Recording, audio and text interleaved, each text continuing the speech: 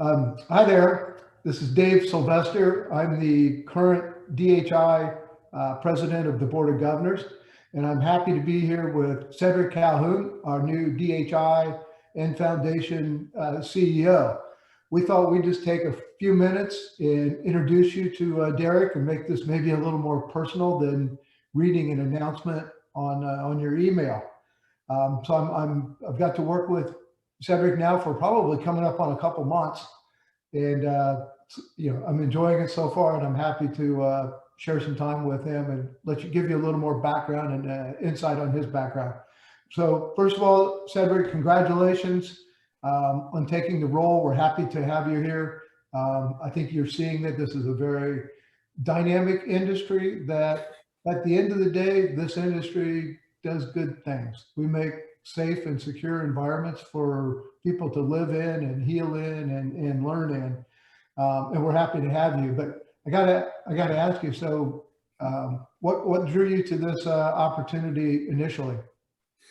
Well, thank you for having me here, Dave, and thank you to the search committee for selecting me to lead DHI and the foundation into the future. I would say one of the key things that drove me to the organization was doing a little research, reading about what the members actually do in a day-to-day basis, how they create safe and secure environments for students and for any really individual in a commercial space. And so with 5 kids collectively in school, it resonated with me in terms of there were people out there who made sure that my children were safe and that frankly, I was safe in any sort of commercial environment that I would go into, that there were professionals out there making sure those things were done.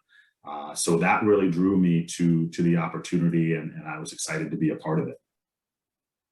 Oh, terrific. We're glad you're here. And I think we warned you that it will change your life forever. You'll never, you never walk through a door again without looking at the door and people think you're weird and all that stuff. Absolutely. Every day's a marketing survey. So just, I mean, putting you on the spot, you've only been in the job a short time, but what do you see as some of the key initiatives for DHI to get done here in the next year or two? Yeah, I think coming on the other side of COVID.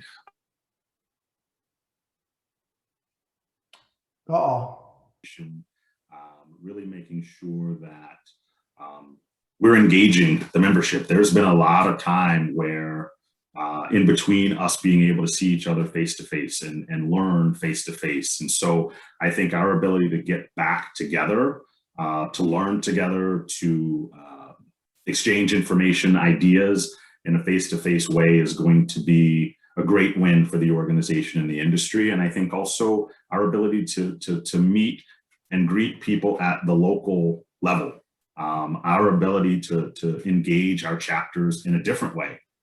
We're going to have to do that and increase our membership and participation and engagement overall for the organization. I see as huge initiatives. And then obviously our advocacy work.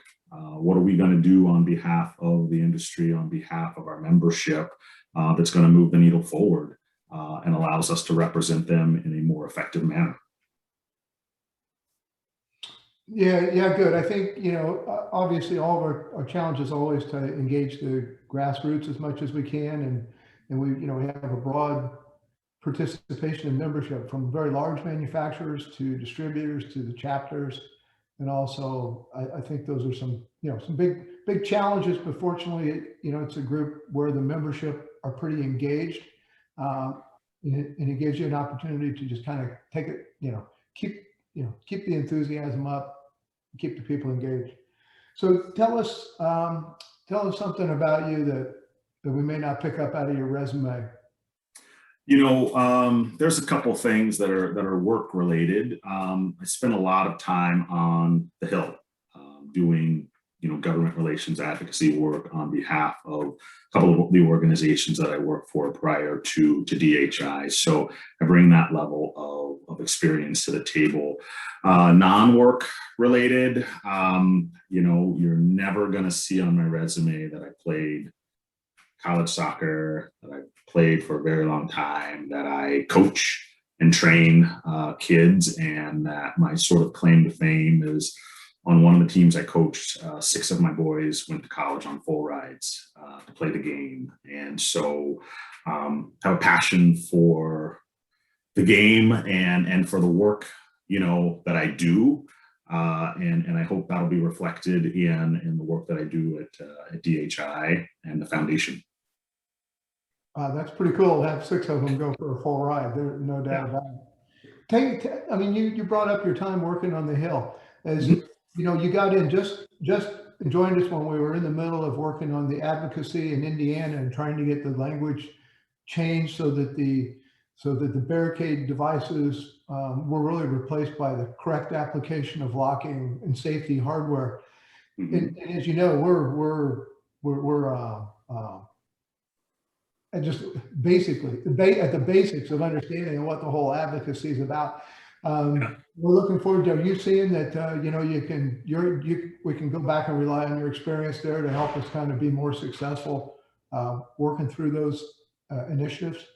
Absolutely. I think, we can certainly look at things from the local, state, and even federal level. I think getting the grassroots, having people understand, our members and their companies and organizations understand what an advocacy or government relations strategy is truly about, how many touches that you need to have, who you need to influence, and at what level you need to influence legislation. I think that also the experience of looking at things from a federal level and having broad sweeping change and shift that then flows down to the local and state level, or vice versa, working heavily at the local and state level to try to drive federal legislative change.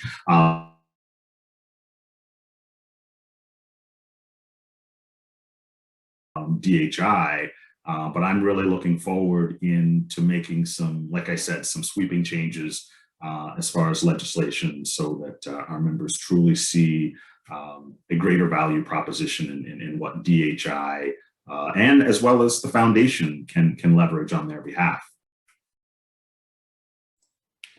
Yeah, I think you'll be a great help there, because I think it'd be incorrect to say we got lucky with what happened in Indiana, but everybody, it was a scramble, and guys like Ron Couch played a huge role in making that happen. And I think with the success there that they did achieve is something that we can hopefully leverage and take out on a national basis as needed. Absolutely. I think the plan right now is to really look at how we can replicate the activity that we had for Indiana, how we can then educate our folks at the ground level or the grassroots level who have boots on the ground, and create a strategy where they can go out and do that at the local level. We can support them as the national, international organization. And what we always say in the government relations space is that there's always strength in numbers, and we have a very robust membership right now. And I think as we continue to grow, we'll be able to leverage more legislative action by virtue of saying we have these companies, we have this number of individuals representing the industry and are also our partners, and we want to make these changes to create a better environment, a more safe environment for the individuals that habitate schools and other structures that our members are engaged in. Yeah, good. I think we'll be able to continue to make a big impact there. So now, having been in this now for a couple of months, has there anything that's been a surprise to you? I laugh about this a lot, to be honest, that I've not met a person who is not extremely passionate about the work they do. And you don't always find that in organizations. You will typically find, someone who's just going to gripe about something, or someone who, quote unquote, fell into the industry and really doesn't love it, but they're doing it for a job. And every person that I have met really is making this their life's work. And that for me it makes my job 110% easier, because I don't have to convince people that we're a worthwhile cause and we're a worthwhile organization, because they already feel it. And frankly, they give energy to me that helps me drive and helps me come up with new ideas, new ways that we can engage the members and other folks to be involved in the industry. So I would say that was probably the one big thing that surprised me. And then I think the other one is just the intricacies of what you do. It's not just a doorway. It's not just a lock. It's not just a frame. And understanding all the pieces that have to go into a door done the right way, for me is kind of mind blowing, because as a layperson walking into the door, you have no idea. And I think our folks have done a great job in the first, couple of months, kind of opening my eyes to what it really takes to create a sound doorway or a sound system of entry. So I am that part of it really surprised me. The engineering that goes into an effective door, I just had no idea. Yeah, and we joke a lot and we say we're in the doorknob business and all, but that's for sure. The complexity of these openings to meet the life safety codes, I mean, it's pretty serious stuff. And now with more and more electronics and integrated systems and connectivity, I think it's even more complicated rather than less complicated. Yeah. So kind of put you on the spot then for you have. What are your top 2 or 3 initiatives or goals that you've got set out for yourself here in the say for the balance of the year? Yeah, I think for the balance of this year, it's really going to be a focus on expanding our education and our certification programs, who we're reaching, how we're reaching them. I think the other piece of that's going to be what targets we create or have for expansion of the membership. And then, I think the third and probably final piece is really getting a handle on our advocacy work and really where that's going to take the organization, understanding from the membership what their needs are within that space, but then taking that and driving it and being a force. At the end of the day, I want DHI to be a hub of information, a hub of resources. I want any and everybody who has a question about life safety and security as it relates to an opening to be reaching out to DHI, whether it's a school, whether it's the media, whether it's a legislator. My goal is to establish DHI in the next year plus as that not necessarily single source resource, but one of the ones that is at the top of the charts every single time something happens. And frankly, before it happens, that they're reaching out to us and asking for information. Yeah, very good objectives. I think, so as I'm really wrapping up my term as president. Ron Couch is coming in as next. It's been a big year. We went from Jerry Heppes retiring after 34 years, Sharon stepping in as the interim CEO and just doing a terrific job. And then a little thing called a global pandemic. Activities. Right. The team scrambled. For one of the biggest scrambles was to take the training and develop the online courses under Laura Fry-Weaver. And that really saved our bacon financially, as those courses were well received and kept us going there. So, you're coming into it.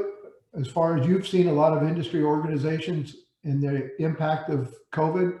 And fortunately, we're handing, you're coming into a group that's pretty healthy, and it's not it's not broken. So I think you're in a great spot to come in and really, take it, kick it up a notch and take it to the next level.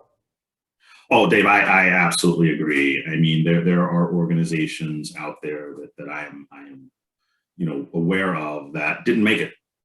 They couldn't put it together fast enough, or their resources just weren't conducive to online learning or online exchange. And so the work of the staff to make all that happen in the time frame that they made it happen, that frankly is just a testament to the quality of the folks that we have working at DHI, and also the volunteers who assisted in helping make all that happen and gave their time, their energy, their knowledge, their expertise to helping the organization meet the needs and the goal of turning a lot of our education into online self-paced learning, in order to continue our momentum and our trajectory of being a great resource for education. So, I mean, hats off to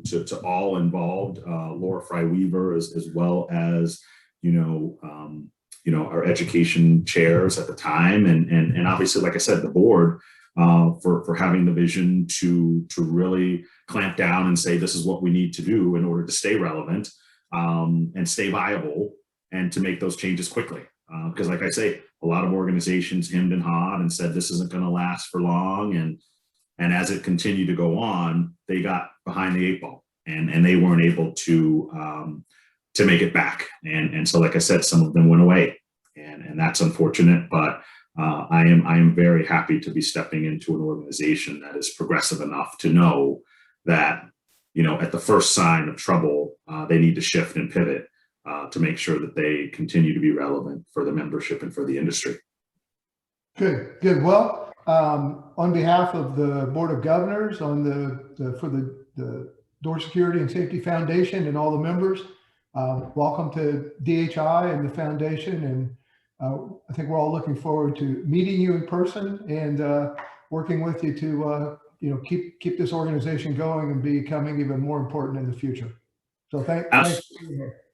Yes, thank you so much, Dave. And I look forward to meeting many people face to face, and helping to drive the organization in the direction that you all see fit. And I'll do everything I can with all the experience that I have to make sure that that's the case. Super. All right. Thank you. Thank you so much. Take care. Bye-bye.